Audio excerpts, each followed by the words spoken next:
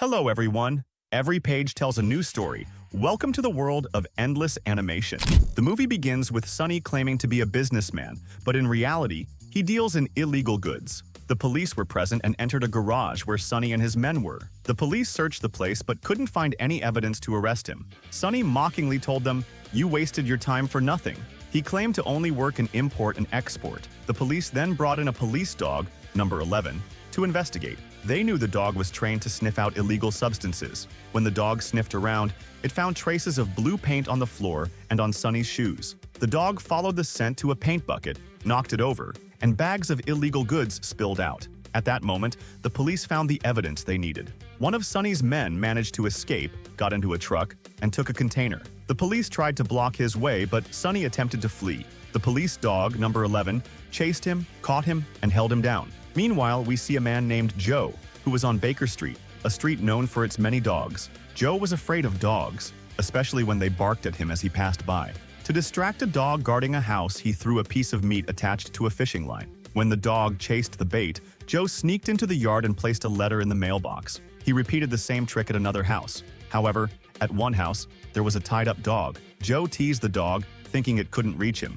but the dog broke free and chased him. Joe climbed a tree to escape, but the dog waited below. Eventually, Joe fell from the tree, and the dog attacked him until its owner, Benny, called it off. Benny laughed at Joe's state, but Joe claimed he was never afraid of dogs. When Joe went to open a mailbox, a small dog barked at him, causing him to jump back in fear. Benny laughed even more at him. Back to Sunny, he was taken to the hospital for treatment. While there, he read a newspaper headline praising police dog number 11 for stopping him. Sunny was furious, realizing that a dog had cost him millions of dollars in an instant. His lawyer reassured him, saying, "Don't worry, I'll get you out of this case no matter what." Later, Joe returned to his apartment building and knocked on his neighbor Steve's door.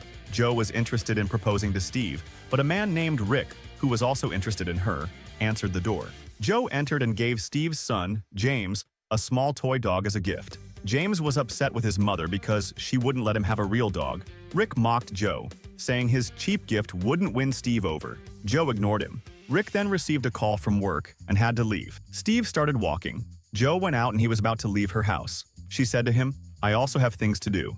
I need to pack my things because I'm traveling for work." Joe returned to his house and found his friend Benny with him at the house. His friend Benny tries to convince him to stay away from Steve because that officer Rick wouldn't leave her to him, and he might cause him a lot of problems. Then they heard the driver who was going to take Steve's things, and she asked him to come down to him because Joe had a breakdown. He went to her house and told her to go down, but she told him she couldn't go. Now I was waiting in the nanny for the one who would take my son to me, because she hadn't come yet. He told her, "You go down, I will stay here and wait for the nanny to come." Steve had to listen to him and went down to leave. She told her son to take care of himself and that she would come back to him tomorrow.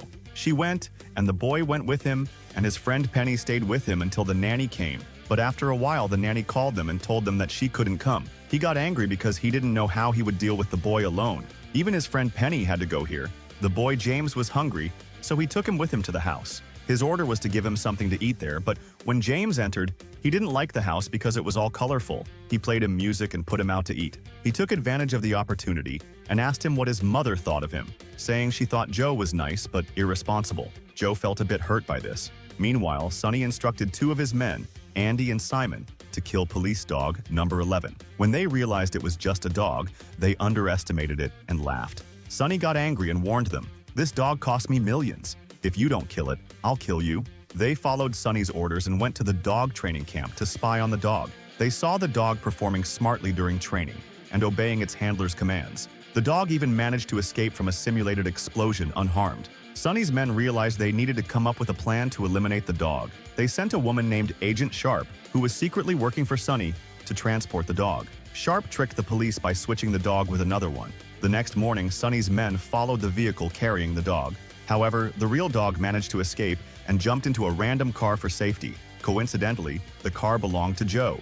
James was thrilled to see the dog and welcomed it, while Joe was initially frightened. James asked if the dog was his, and Joe lied, saying, "Yes, this is my dog, Spot." Joe tried to maintain the lie, but the dog's presence caused chaos. At that moment, Steve called Joe. The numerous trips that were supposed to come to him were postponed. With 2 cars, Steve called him and apologized profusely, saying, "I will ensure the trips meant for him are not delayed because of the storm."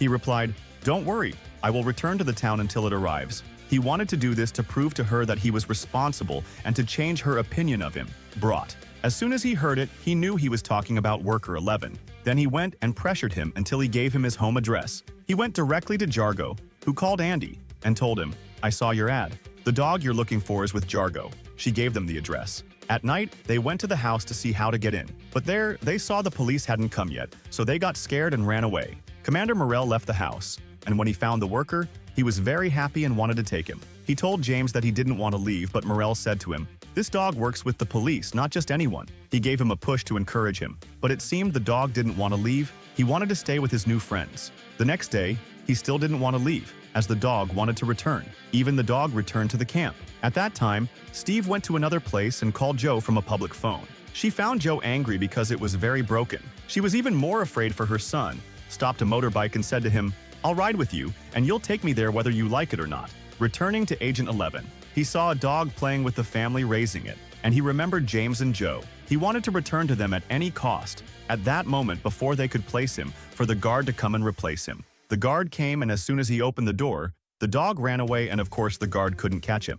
As for the boy James, he couldn't wait either. He decided to go out and search for his dog. He looked around and found he wasn't home, so he ran out to see where he went. He found him in the garden and went to him. He said, "I missed it so much too, but I'm happy because we're all friends." At that moment, Andy and Jess came with the car to them, because they knew the dog escaped from the center, and if he escaped, he would return to them. So they followed him. He came up with an idea. He made them follow him and led them to this street full of dogs. They made them enter and sent him running away. They came back home. Sonny came to him, bringing Morell with threats, and asked him where the dog was. They came and said the police took him. Then the dog came in, it jumped on him, and then Joe took the remote control and electrocutes him. The dog chased him until he fell from the saddle. Then the police arrived and pulled Sonny behind her. Moore wanted to take the dog and leave, but Joe asked them and said that the dog wanted to stay living with the family. That's it. He got tired of the life of service and thought that the solution was to let the dog choose who he wanted to stay with. They thought the solution was to let the dog choose who he wanted to stay with. They placed him in the middle and let him choose. The dog looked here and there. Then he went to Joe and James. They were very happy because he chose them. The dog saw Morell upset, so he went to him at the corner, licking him, as if to say, "Thank you for taking care of me all this time." And finally, Steve arrived home. She found the whole neighborhood full of police. She was terrified and ran upstairs to see her son. She took him from Joe, and she was angry that he will make her son was in danger. And so, Joe and the dog stayed alone in the house. After a couple of days, Joe took the dog out to play in the garden, and there he met James and his mother. Steve told Joe that her son James told her about the days he spent with him and how happy he was, and there she asked for his forgiveness because she didn't treat him well. She agreed to marry him and have him be with her son. And here our movie ends. We hope you liked the summary. Don't forget to watch the previous summaries and subscribe to watch the upcoming ones. See you in the next video.